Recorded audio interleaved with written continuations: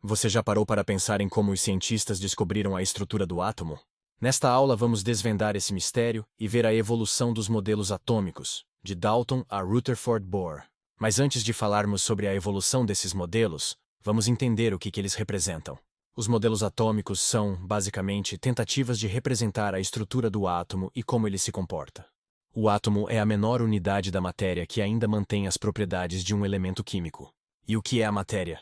É tudo aquilo que tem massa e ocupa um lugar no espaço. Para entendermos melhor o que é um átomo, podemos pensar da seguinte maneira.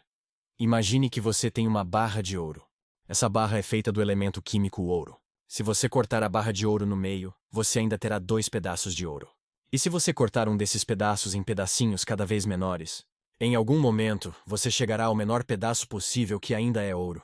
Esse pedacinho é um único átomo de ouro. Se você tentar quebrar esse átomo de ouro, ele se transformará em outras partículas, prótons, nêutrons e elétrons, e ele deixará de ser ouro. Ele não terá mais as propriedades do ouro, como a cor ou a maleabilidade.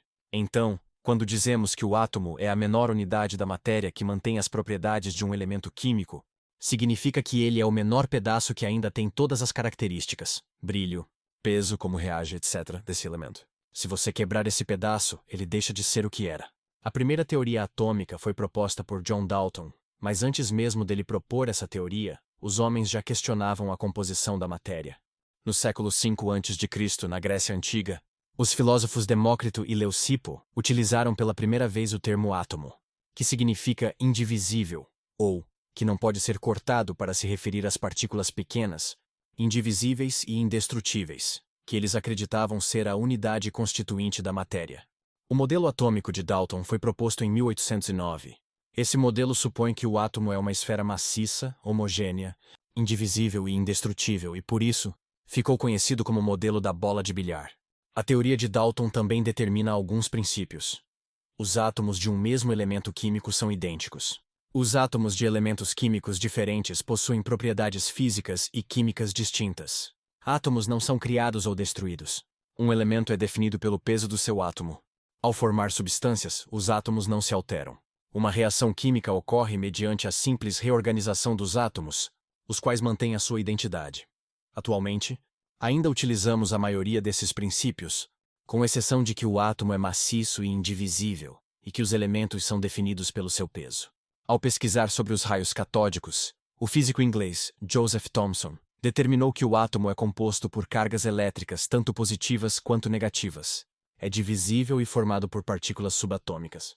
Thomson descobriu a existência de partículas carregadas negativamente, os elétrons, e defendeu que essas partículas negativas estariam ligadas a uma esfera maciça, com carga positiva, e devido a essa estrutura que esse modelo é conhecido como modelo do pudim de passas. Considerações do modelo atômico de Thomson.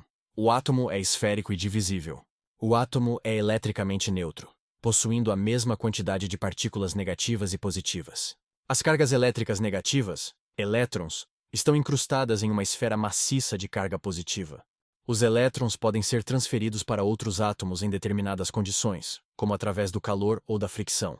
Em 1911, Ernest Rutherford, aluno de Thomson, propôs um novo modelo atômico, no qual afirma que o átomo é formado por uma região central de massa elevada e com caráter elétrico positivo, e em torno dele, há uma região de massa desprezível em que orbitam os elétrons, chamada de eletrosfera.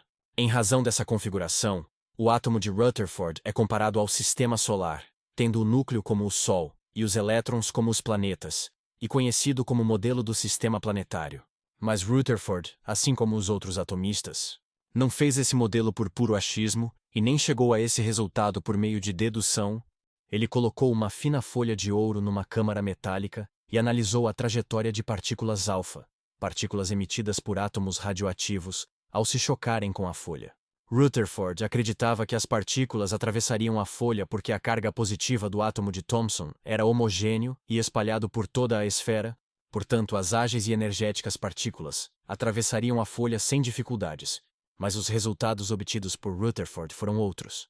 Ao se chocarem com a folha de ouro, a maioria das partículas atravessou a folha sem desvios, mas algumas poucas partículas sofreram um desvio ao passarem pela folha, e uma quantidade ainda menor não conseguiu atravessá-la. Para explicar esses resultados, Rutherford tirou 3 conclusões principais. 1. O átomo é, em sua maioria, espaço vazio. A passagem da maioria das partículas indicava que o átomo não era maciço. Existe um núcleo pequeno e denso.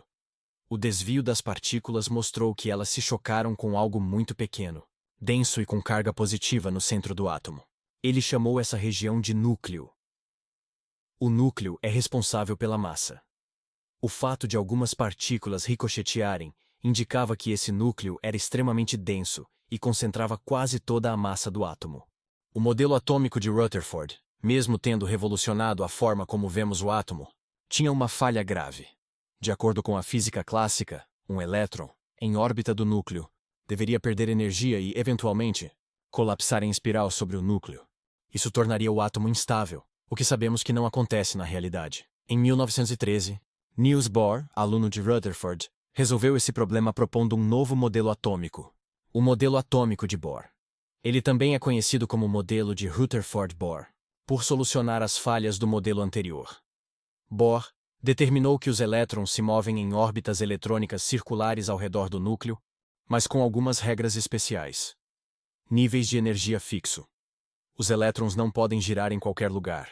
Eles só podem ocupar órbitas específicas, como degraus em uma escada. Cada uma dessas órbitas é um nível de energia com um valor constante e fixo. Estabilidade. Enquanto o elétron estiver em seu nível de energia, ele não emite nem absorve energia de forma espontânea. Isso garante a estabilidade do átomo. Transição de energia. Um elétron só muda de nível de energia ao absorver ou emitir energia. Para ir para uma camada mais distante, ele absorve energia. Para retornar a uma camada mais próxima, ele libera a energia absorvida, geralmente na forma de luz ou calor. Esse movimento é chamado de salto quântico. Essa ideia de saltos quânticos foi um avanço gigantesco, pois explicou a estabilidade do átomo e o fato de cada elemento emitir cores de luz únicas quando aquecido. E assim, nossa jornada pela evolução dos modelos atômicos chega ao fim. Começamos com a bola de bilhar de Dalton. Passamos pelo pudim de passas de Thomson e o sistema planetário de Rutherford, até chegarmos ao modelo de Bohr com suas camadas eletrônicas. Essa evolução nos mostra que a ciência não é feita de verdades absolutas, mas de um processo contínuo de questionamento, descobertas e aprimoramento. Cada modelo, mesmo com suas falhas, foi um degrau fundamental para a nossa compreensão do átomo e do universo ao nosso redor.